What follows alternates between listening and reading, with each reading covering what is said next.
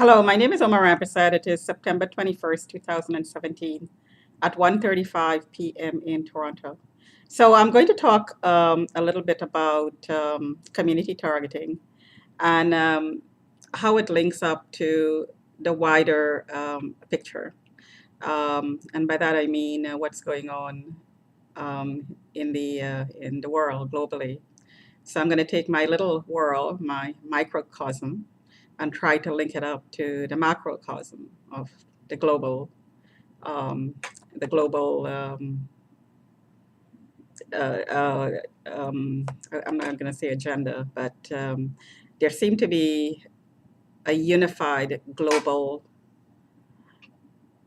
shift in the way we are carrying on our lives.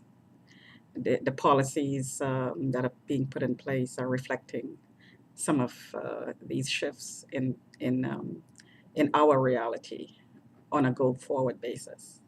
So I was listening to somebody on the TED Talk recently. A lot of people probably are aware of the TED Talks on the YouTube, the series.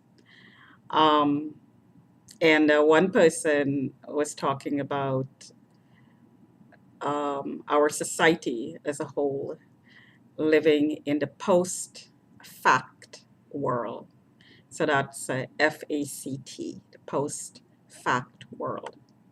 So by that, they meant that the truth doesn't matter. The truth does not matter. It's perceptions of what um, a reality is, the perception that's being projected of what reality is what matters. So I'm in agreement with that, definitely, because the community targeting program is based on this premise that it's perception that matters rather than the truth. So, as I indicated in a lot of other videos that I've done, as a community target, there is a member. Actually, there are members of a team that determines what your public persona is. So one of the reason they exist is to manipulate your public face, your public image. So of course, this is being done through defamation and propaganda, rumors, lies, and so on, to shift the public's perception of the target. So if the person is fighting for human rights, then the person is demonized as someone who's just the opposite, criminal minded, mentally ill. So that perception is pushed by the targeting team. So we are living in the post fact world. Image is all that counts.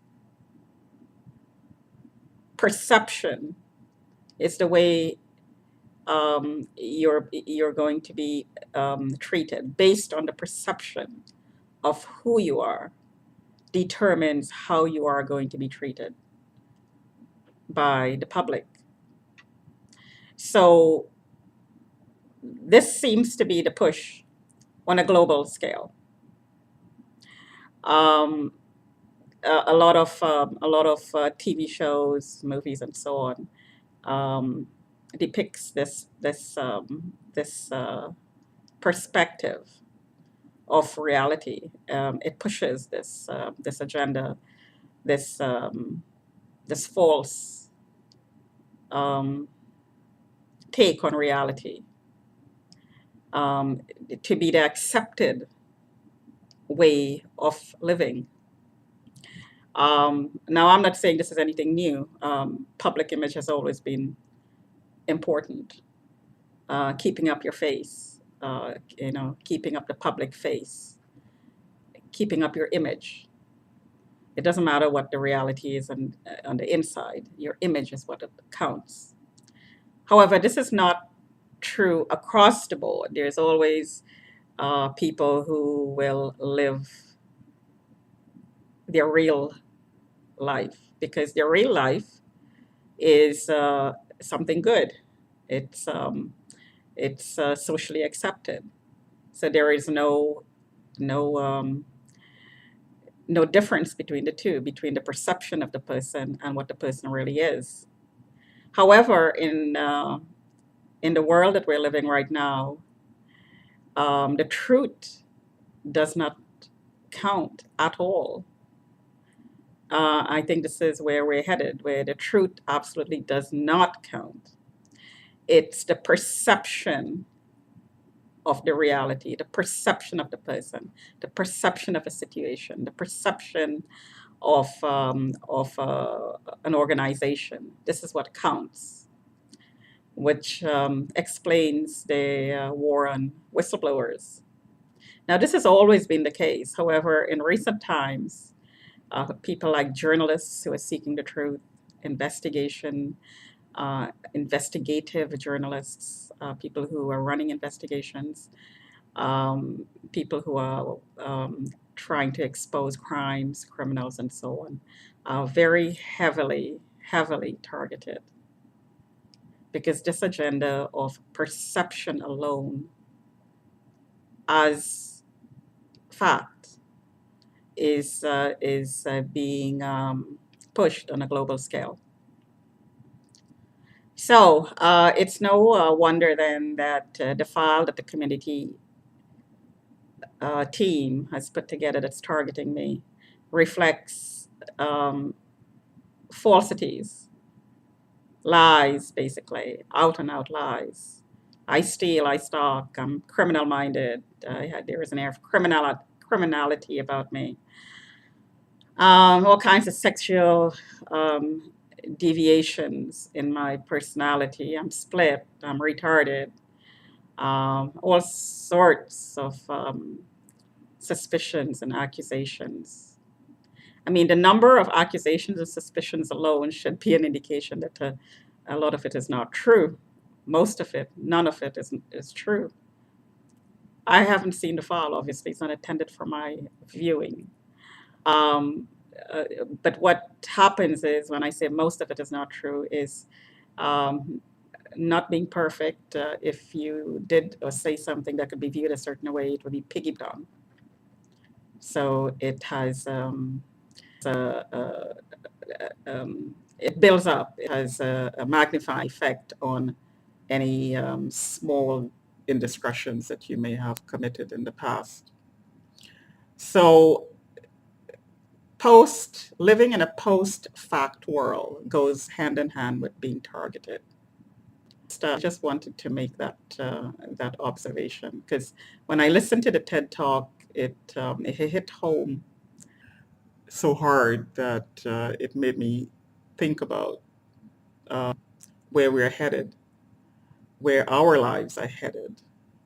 Because I so clearly in my personal experiences that it hit home so hard. So this would be the reason why it resonated with me.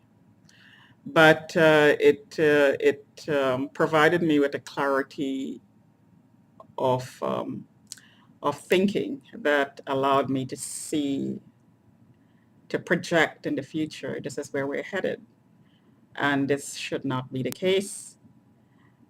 We should live our truths for people who choose to do so. I mean, for people who image, who for those, excuse me, for those people who think that image is all that matters, then they're free to live their life according to those beliefs, the belief system that they live by. That's fine. But for those of us who want to live our truths and based on the truth, knowing that there is no conflict between our truth and our society's truth, this is an area of concern because we can no longer do that. I mean, there seem to be some sort of a war on people who have religious beliefs, people who believe in a God, whatever God that may be, Christianity, the churches. Um, so these are people who are trying to live their truth by principles, by personal principles that resonates with human rights, with all the good things that is part of human nature, the positive, everything positive. So when the speaker in the TED Talk said we live in a post-fact world, this goes in direct contrast. It conflicts with the people who wants to live their truth that is in parallel with human rights and all the good things in life, love, empathy, sympathy, helping others, walking in the other person's shoes and seeing things from the other person's perspective, empathy.